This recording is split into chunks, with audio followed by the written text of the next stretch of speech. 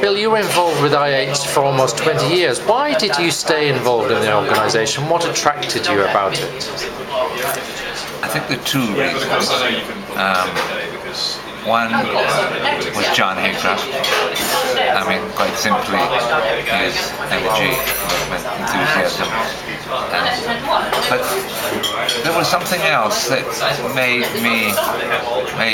John's overtures, made me respond. I traveled quite a bit, and I spoke English most places. I did learn a little bit of French in town, but usually I spoke English. And deep down, I think I felt slightly guilty knowing, quite a little guilty having English as my mother tongue. And I realized the advantages it gave to me. And I was conscious of how, if you didn't have English, you were deprived in some way. And when I understood the way John, or the International House I should say, taught English, and its determination to do so not only to those who could afford, but to children, and to promote teacher training of a methodology which was really light years ahead of the old academic approach. I thought, this is a good cause. This is going to help people, and maybe a little bit also relieve my guilt. But I think those two background and those two reasons.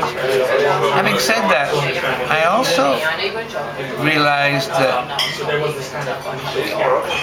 was part of my own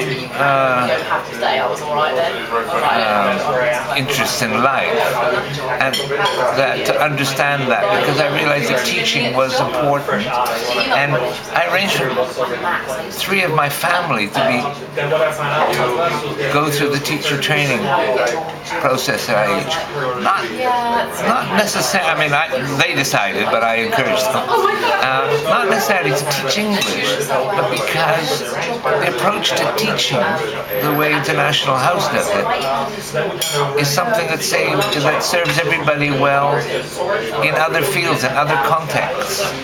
It's a way of relating to a situation where you have to impart information or knowledge and get people engaged in that process of learning. And I think all my kids who've done it feel that it was the best education experience they had, better than their time at university in terms of giving them a skill and a confidence about life.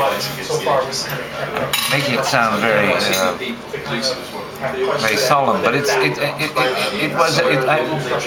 those courses, teacher training courses at IH, are really hard. I've never known anyone who didn't feel it was a real challenge to get through them. But I'm also